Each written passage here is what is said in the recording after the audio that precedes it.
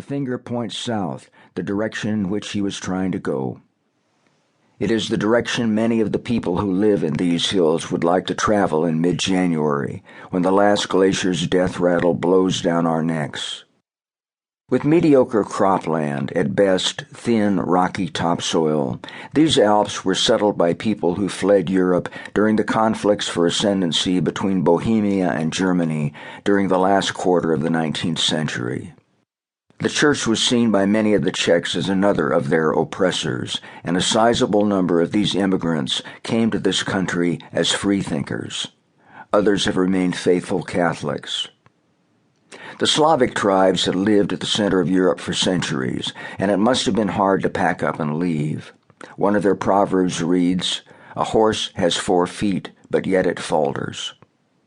By the end of the 19th century, however, the population of Bohemia was crowded, 315 people to the mile, and in the distant hills of Seward County, Nebraska, there were only a few families to the mile. The news got out. Their proverb says, "Tell it to the pig, and the pig will tell it to the boar, and the boar will tell it to the forest." They came in droves with children, overcoats, and kettles. In Bohemia, 65% were Czechs, including the Moravians, and 35% were Germans.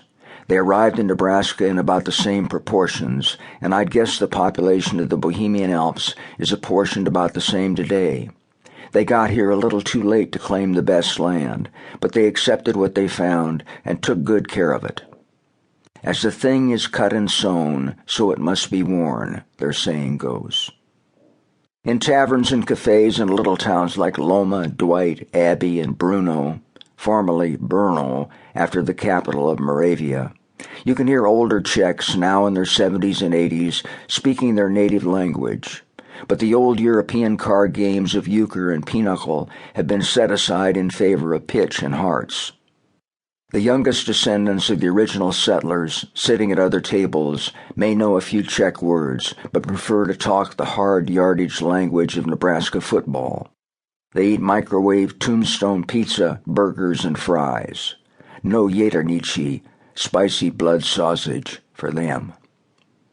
Old and young prefer the least expensive American beers, no pricey European Pilsners bought in Lincoln. And I can attest from picking up litter that 98% of the cans thrown out along the road these days are Busch Light.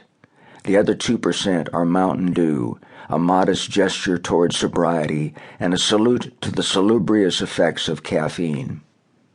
Every summer, the little town of Dwight, a dozen miles north of my home, has a Czech festival, and young and old put on bright peasant costumes decorated with colorful embroidery. For a few dollars you can buy a plate heaped with roast duck, kraut, and dumplings. At another festival in the town of Prague, pronounced that way, the Czechs bake the world's biggest kolache, a doughy roll with a sweet filling of apricots, prunes, blueberries, figs, poppy seeds, or cherries. The world's biggest kolache is twice as big as the Nebraska governor's Lincoln town car, and is baked in an insulated shed heated with gas burners till its tin walls shudder and ping. When the day is over, as the Bohemians say, it is easy for the satiated man to fast. And there are a few people who still cook thrifty European peasant meals for their families. A friend was at the meat counter in a grocery store looking at a display of pig feet and pig ears, and out of pure curiosity he asked a nearby shopper, a woman in middle age, how a person might go about cooking a pig's ear. "Oh," she said with a little Czech accent, "I don't know how others do. I fry them up real crisp and then crumble them over my husband's oatmeal." The Czechs who live in the Alps, with few exceptions, are Republicans, and their neighbors, the Germans, are also Republicans.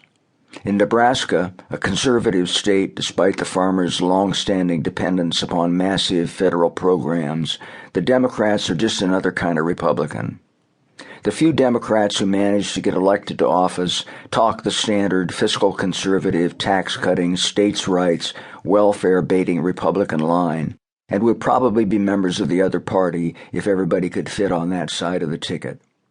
Where sheep are lacking, say the Bohemians, the goats are honored.